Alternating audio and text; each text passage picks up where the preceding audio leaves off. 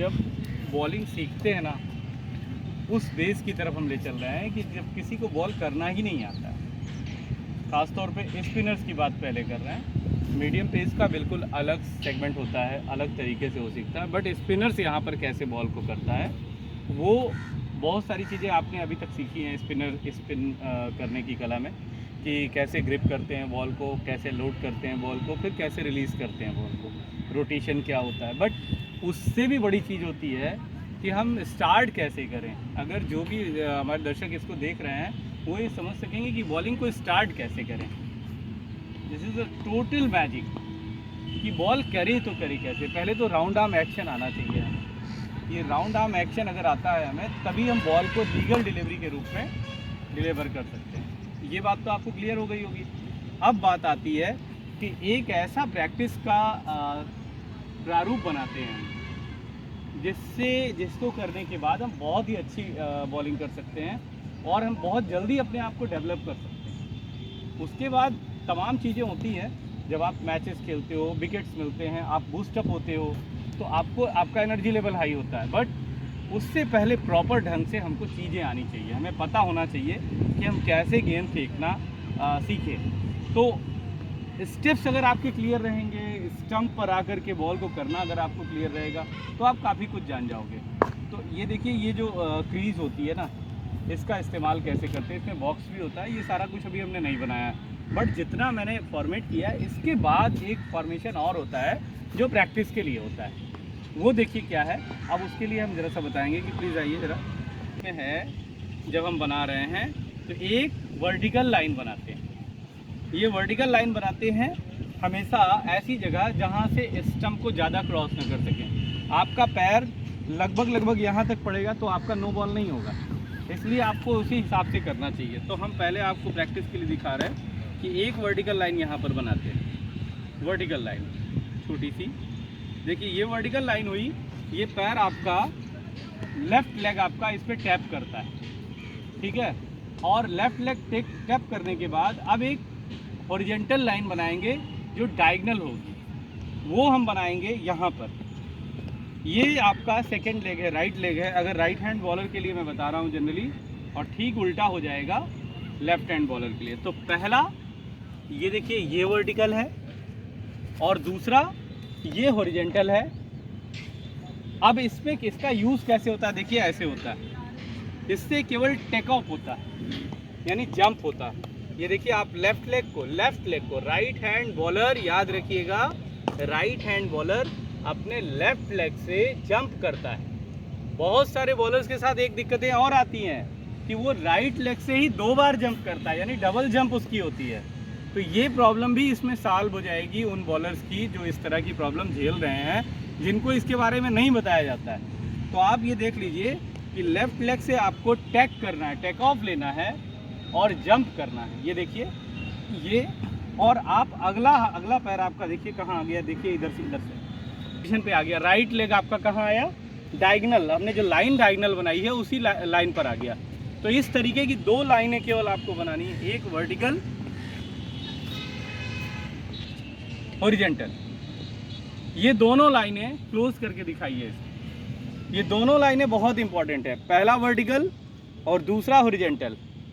अब ये दोनों लाइनें आपको एक बेस दे देती हैं, ठीक है। अब देखिए इसमें टेक ऑफ, पहले हम आपको टेक ऑफ दिखा रहे हैं। टेक ऑफ करने के लिए ज़रूरी होता है ये आप लेफ़्ट से टेक ऑफ करते हैं और राइट पे लैंड करते हैं। लेफ़्ट से टेक ऑफ और राइट से लैंड। इस वीडियो को बहुत ही बारीकी से देखिएगा तो आपको बॉलिंग करने में कभी कोई दिक्कत नहीं आएगी। फिर से देखिए, वहीं पर फोकस। लेफ़्ट टेक ऑफ के लिए होता है, इसी पर फोर्स देकर के टेक ऑफ करना है। और राइट आपका डायगोनल हो गया, ठीक। ये 2 पार्ट अगर आपने सीख लिया तो अब तीसरे पार्ट की बारी आती है कि अब क्या करें। अब जब राइट और लेफ्ट दोनों क्लियर हो गया, लेफ्ट लेग से क्या करना है, टेक ऑफ करना है, और राइट लेग से आपको लैंड करना है। जब लैंड हो जाएगा तो अब आप बॉलिंग करने के लिए पूरी तरीके से तैयार हो जाओगे। उस दौरान आपका लेफ्ट लेग होल्ड अगर करना सीखोगे, शुरुआती दौर में जब प्रैक्टिस कर रहे हो तो उस समय लेफ्ट लेग को होल्ड करो तो आपका लेग ऊपर से आएगा। जब ये ऊपर से आएगा, जितना ऊपर से आएगा तो आपका बॉलिंग लेग जो आपका जब लैंड करेगा तो आपकी बॉल में एक अच्छा परफेक्शन आएगा। देखिए अब उसको अगले स्टेप की ओर चलते हैं। जब आप यहाँ तक पहुँच गए तो यहाँ से इसको होल्ड करना सीखिए, एकदम बिल्कुल सीधा होल्ड करना सीखिए और अपने हाथों को लैंड करना, होल्ड एंड लैंड। ये अगला स्टेप है, होल्ड एंड लैंड।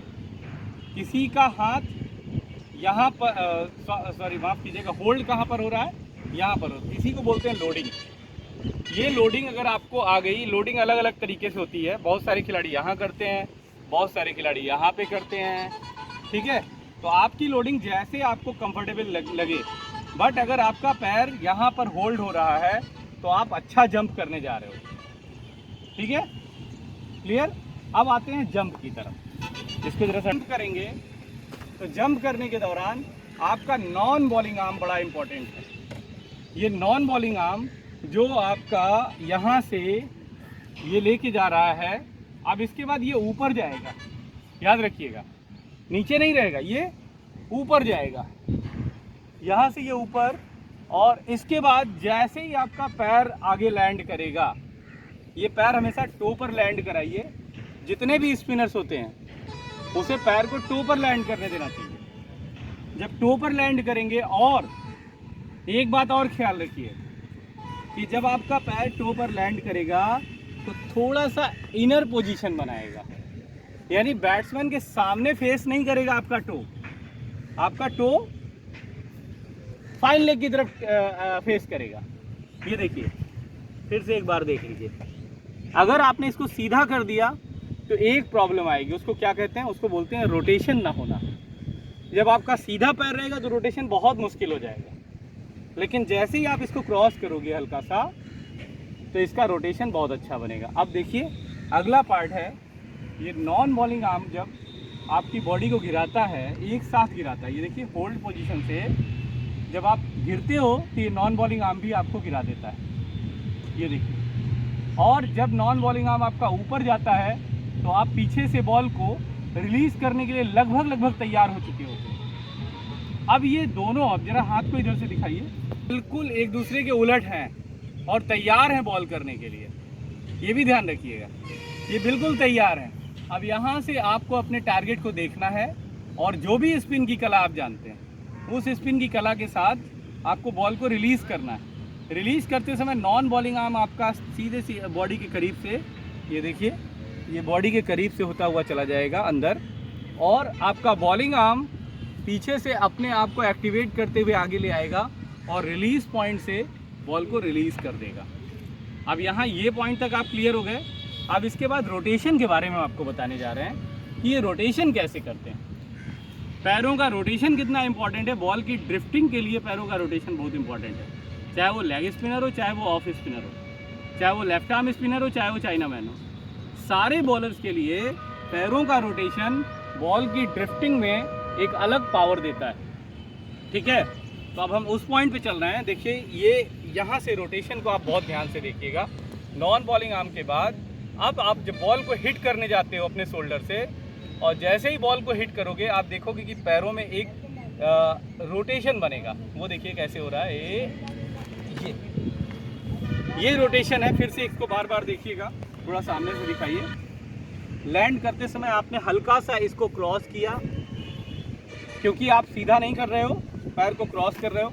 इसको ज़रूर इस बात को बार बार मेंशन करिए, दिमाग में अपने रखिए कि आपको पैर को सीधा लैंड नहीं कराना है, आपको पैर को हल्का सा क्रॉस लैंड कराना है, जिससे आपका रोटेशन बहुत अच्छा बने। अब आप देखिए पैरों का रोटेशन कैसे होगा, ये।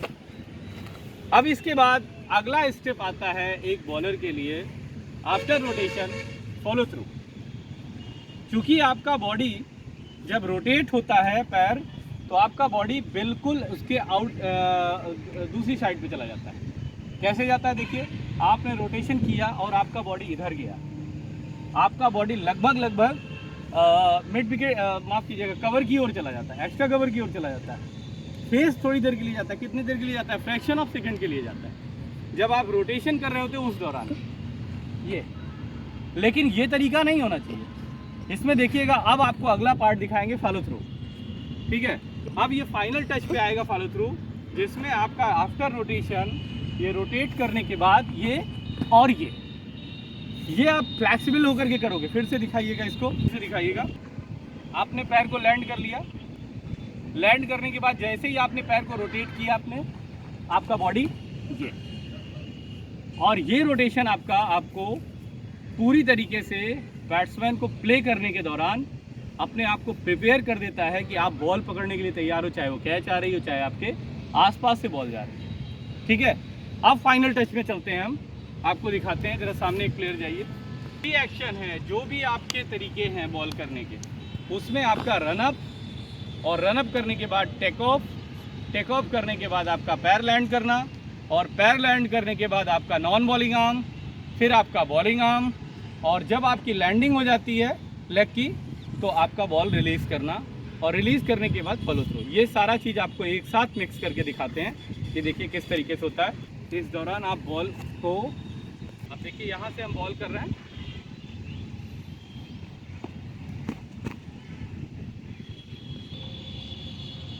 ये जब बॉल हम फेंकने जा रहे हैं,